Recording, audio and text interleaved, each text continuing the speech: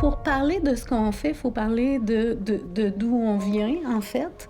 Il faut savoir que, nous, dans les années 90, il y a l'émergence de cette nouvelle problématique-là qui est le trouble de personnalité limite, des jeunes adultes, souvent. Heu, une problématique de santé mentale qui touche pas les mêmes personnes que ce qu'on connaissait, des troubles psychotiques, par exemple, ou des troubles de l'humeur, et cetera, et cetera. Et ces personnes-là, pour arriver à se rétablir, elles ont besoin d'un suivi thérapeutique. On va donc ouvrir, il y a un psychiatre qui va partir de Robert-Giffard en 95 et qui ouvre la clinique du, Faubourg Saint-Jean, qui traite les troubles de personnalité limite. Et la première cohorte qui termine ça, elle fonde un collectif et ils décident de s'entraider. Dans le fond, le but, là, c'était pas tant de devenir un organisme communautaire en santé mentale, c'était de pas se lâcher à la fin du suivi thérapeutique parce qu'il y en avait bavé, ces gens-là, à faire cette thérapie-là, à reconnaître toutes ces faillures-là, puis à travailler sur eux autres. Fait qu'ils se sont dit, à la fin de l'exercice, ben nous, on se met ensemble, puis on va s'appuyer dans le rétablissement. On s'affaire aux gens qui sont déjà tombés, mais on se questionne pas sur les causes structurelles qui font en sorte que les gens continuent à tomber. Tu sais, en fait, c'est tout interrelié. On peut pas parler de santé mentale sans parler de justice sociale, sans parler de justice climatique. On peut construire ce qu'on veut voir dans le monde.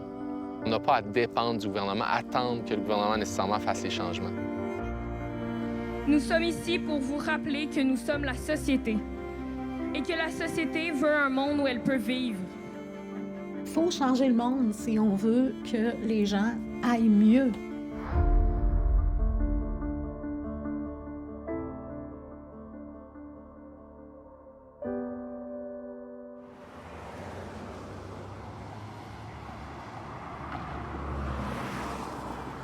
Le Centre d'entraide émotions, c'est d'abord un groupe d'entraide de type par et pour qui est autogéré par des personnes qui vivent une problématique de santé mentale.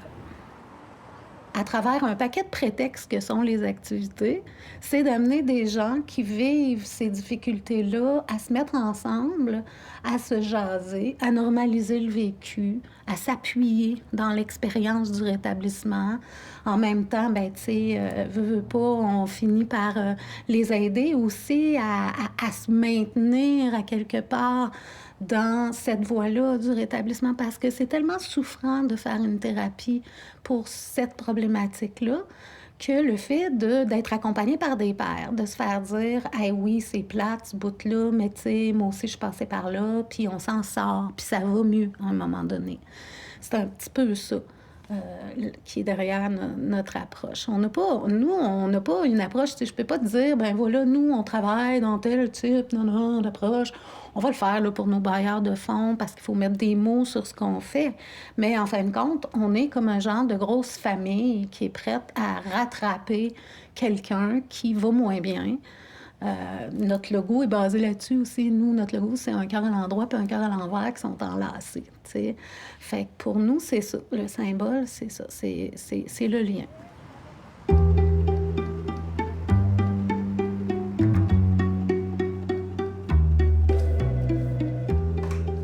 Centre d'entraide émotions, bonjour. Non, en fait, il n'y a pas de liste d'attente ici. Présentement, là, on fonctionne sur inscription. Donc, il s'agit juste, en fait, d'appeler, là, qu'on peut regarder quelle activité vous intéresse. On vous inscrit, puis c'est. Il n'y a pas de problème. Ben, moi, je le vois comme un endroit où ce que les gens ils viennent pour se sentir compris puis trouver de l'aide puis du support, en fait. Là. Tu sais, peut-être venir chercher ce que la thérapie donne pas, qui est justement d'avoir l'impression de partager du vécu avec quelqu'un. Là. Moi, quand les gens viennent ici, je me vois pas comme une intervenante. Là. Je me dis pas que je suis là pour les aider puis leur donner, mettons, des outils sur des trucs spécifiques. Je veux juste, dans le fond, que les gens ils viennent ici puis ils se sentent bien puis ils se sentent comme que, ben, dans le fond, c'est peut-être pas si grave que ça, une problématique de santé mentale.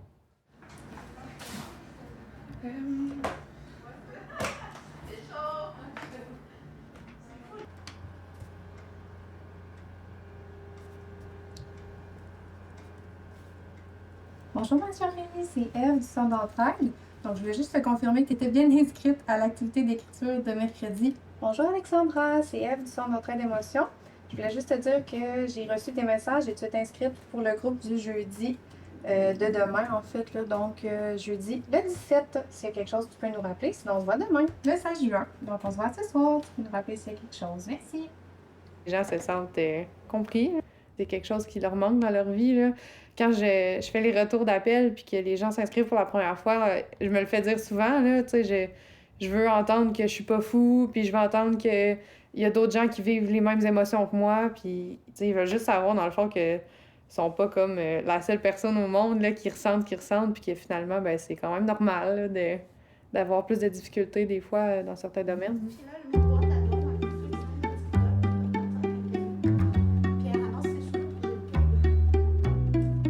On a une approche basée sur la joie. C'est pour ça que j'ai un atelier d'art. Tu sais, quand on crée du beau, quand on s'amuse avec les textures, les couleurs, veut pas, on est ailleurs. Les gens, quand ils ont les mains occupées puis qu'on les regarde pas dans les yeux, ils vont nous raconter des choses qu'ils nous raconteraient pas autrement.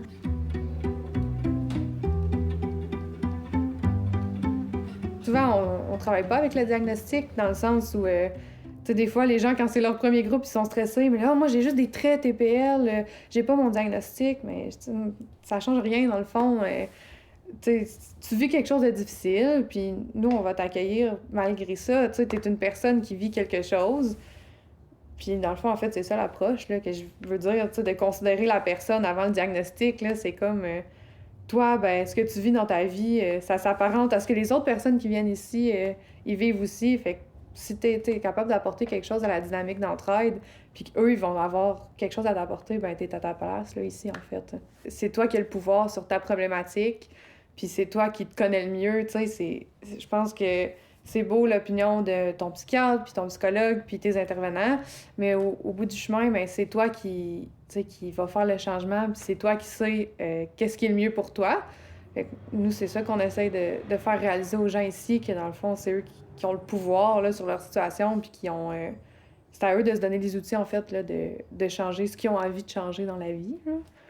Fait que je pense que c'est ça, en fait, là, de réaliser que dans l'entraide aussi, ben, c'est comme de se donner le groupe, tu sais, qui est là pour nous pousser quand nous, c'est plus difficile aussi. Hein.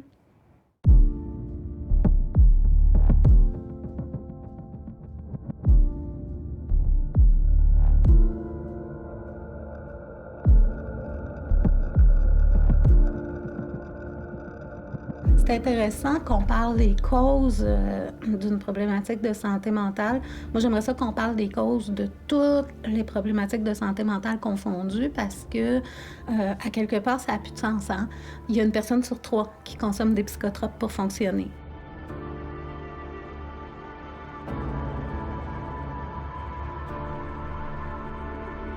Si on avait toute une étiquette dans le front qui dit « je me suis levée angoissée ce matin » ou je sais pas moi, l'autre à côté « je suis alcoolique », probablement qu'on serait tous plus indulgents les uns envers les autres puis qu'on irait collectivement mieux. Maintenant, si on arrive aux troubles de personnalité limite comme tel, oui, il y a des causes derrière ça. On a bien sûr tous les déterminants de la santé, on ne rentrera pas là-dedans. Là, hein? C'est sûr que c'est pas la même game. Si tu es une personne pauvre, si tu es une personne qui est marginalisée, si tu es une femme, par exemple. Mais on ne peut pas passer sous silence le fait que souvent, quand on va avoir un diagnostic de trouble de personnalité limite, derrière ça, ce qu'on va retrouver au niveau souvent de l'enfance, là, je ne vais pas faire un petit Freud de moi-même, mais il y a toujours eu une histoire de violence, une histoire de négligence, une histoire d'abus. On ramasse un peu aujourd'hui toute l'explosion de la famille nucléaire avec tous les tâtonnements qui s'en sont suivis. Tu sais, il y a eu énormément d'enfants qui ont été échappés là-dedans. Je dis pas que c'est toujours ça, mais ce que je dis, c'est, chez les troubles de personnalité limite, nous, quand on regarde nos statistiques, c'est 70% femmes. Puis quand on regarde aussi au niveau des hommes qui vivent ce diagnostic-là, ben, c'est encore plus frappant. Là. Il y a pratiquement toujours eu un abus, que ce soit de la violence physique, de la violence sexuelle, de l'intimidation à l'école, etc.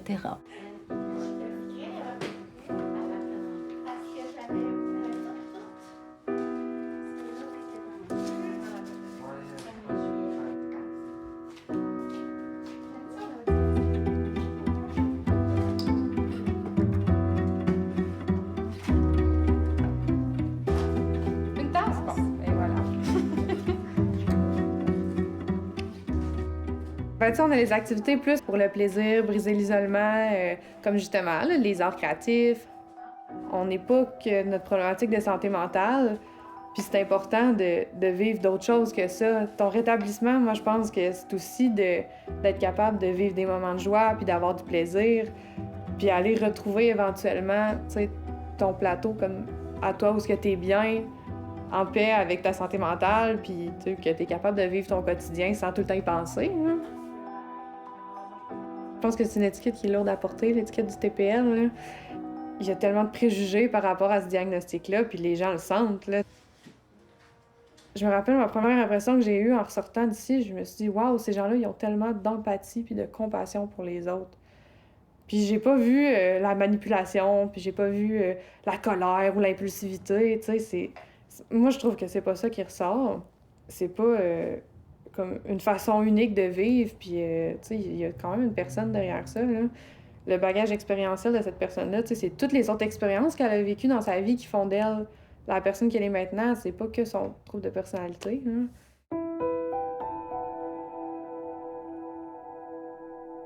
Le diagnostic est quand même tombé vite, mais en fait, quand tu reçois ça, ben, c'est gênant. C'est gênant parce que tu te dis, je suis comme monsieur, madame, tout le monde, puis tu te dis, voyons, j'ai de quoi, tu sais, je veux pas, tu pensais pas que t'étais dans le jugement vers la santé mentale, mais toi-même, tu te rends compte que tu jugeais les autres, puis là, c'est toi qui vis quelque chose. Être compris, c'est une affaire, puis être jugé, c'est une autre chose. T'sais, moi, je peux faire un discours dans mon travail, à l'université, peu importe, on me comprend. Mon rapport que j'écris pour mon travail, c'est très clair. C'est en langue française ou anglaise, que ça va straight to the point, c'est très structuré, les gens comprennent. Mais là, ensuite vient la perception, le jugement, ça, c'est une autre étape. C'est bizarre le principe de culpabiliser quand tu pensais pas être dans le jugement, puis là, tu te rends compte que finalement, la pression de l'étiquette, tu l'as peut-être foulée ou niée, mais tu l'as pareil, là. Tu te la sens, la pression, là. On oublie de prendre soin de notre santé mentale. On pense toujours santé physique, je suis d'accord. Moi, je mange bien, je bois bien, je fume pas, je me drogue pas, j'ai jamais eu d'addiction à rien, je bois social, puis c'est tout. Je prends des suppléments, je fais toute attention à comment je mange, mais comment ça se fait que dans ma tête, dans mon cœur, je me sens un peu encore mal, j'ai encore la peur de l'abandon, j'ai encore le vide intérieur, j'ai encore peur de réagir trop fort à ma colère ou ma tristesse ou ma joie. C'est triste qu'une société riche comme la nôtre, une riche en valeurs, riche en culture, riche en argent, se rende là, tu sais, il n'y a pas de raison, tu sais. Il n'y a pas de raison non plus qu'on ait tant de mots que ça. Moi, je commence à me dire qu'il faudrait qu'on questionne tout notre rapport à la consommation, à la production, à l'identité, à la réussite sociale. Il va falloir à un moment donné qu'on décroisse. Les problèmes de santé mentale, c'est juste un indicateur de tout ce qui va pas bien non plus dans notre société, là.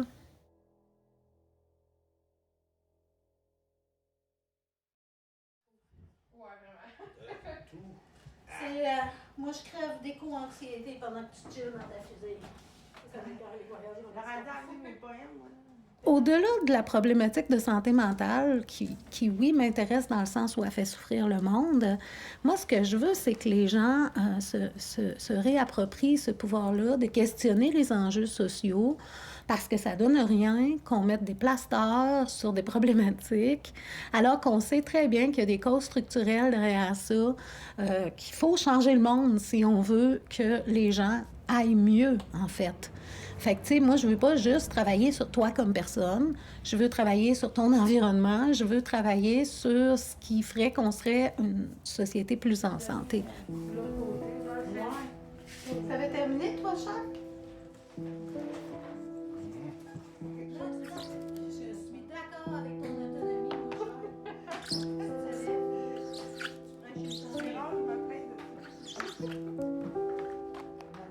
Nous, on veut former un contingent d'organismes communautaires qui descendront dans la rue, mais au nom de nos membres, pour aller dire, regarde, c'est la personne itinérante, c'est la personne qui vit au centre-ville dans une maison de chambre qui est mal aérée, c'est la personne qui n'a pas accès à la climatisation, la personne qui va être dans des CHSLD désuets, les élèves qui vont à l'école dans les quartiers centraux dans des écoles qui ne sont pas ventilées. Tu sais, c'est nous autres là, qu'on va manger la claque en pleine face, là. En fait, c'est tout interrelié. On ne peut pas parler de santé mentale sans parler de justice sociale, sans parler de justice climatique. On est rendu à faire des choix politiques intelligents. On est rendu à se faire respecter comme citoyen aussi, là, tu sais. C'est comme si tout le monde sait qu'on s'en va dans le mur, puis on dirait que personne ne veut tourner. Ça, c'est quelque chose d'aberrant là-dedans.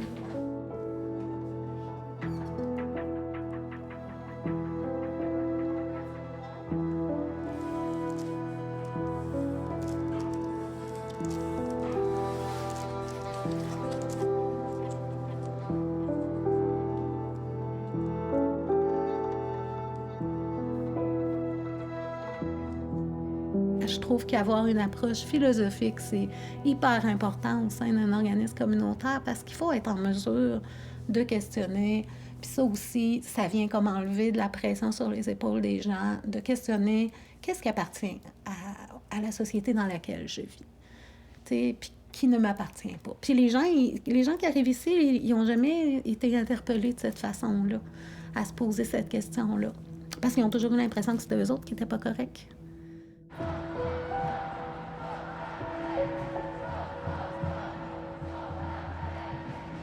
C'est un groupe de citoyens et citoyennes des quartiers Mézières, Vieux-Limoilou, Vieux-Moulin, Beauport, qui sont mobilisés contre l'implantation d'un méga projet de zone d'innovation technologique en plein cœur de nos milieux de vie. La zone d'innovation littorale est, qu'on appelle aussi l'asile, maintenant Innovitam, c'est un projet qui est développé par des partenaires privés et institutionnels sans consultation des populations locales ni prise en compte de leurs besoins. Aux États-Unis, ça fait déjà 20 ans que la dépression est la première cause d'absentéisme au travail et le premier coût social. Fait qu'imagine si on s'intéressait de plus près à générer du mieux-être. Ce qu'on investirait là-dedans d'une main, on le reprendrait, puis probablement que ce serait comme multiplié de l'autre main. Le droit au bonheur, dans le fond, oui, c'est vrai que c'est central dans mon travail parce que ce que je me dis, c'est je ne voudrais pas être un rouage d'un mécanisme qui répare des gens pour les renvoyer à la chaîne de montage social. Ça, je veux pas faire ça. Moi, j'espère que quand les gens ils sont venus ici, qu'ils ont participé à nos ateliers, à nos groupes d'entraide, ou qu'ils sont venus me papoter dans mon bureau parce que ça allait pas bien sur une période de leur vie, j'espère qu'ils repartent avec ne serait-ce qu'une petite graine, tu sais, de semer, là, qui va comme leur permettre de stopper la machine avant de se faire broyer. Tu sais, d'avoir cette espèce d'esprit critique-là. Est-ce que c'est bon pour moi? Est-ce que je suis bien là-dedans? Est-ce que je me sens respectée? Est-ce que moi, je me respecte, tu sais? Puis elle est où la joie là-dedans?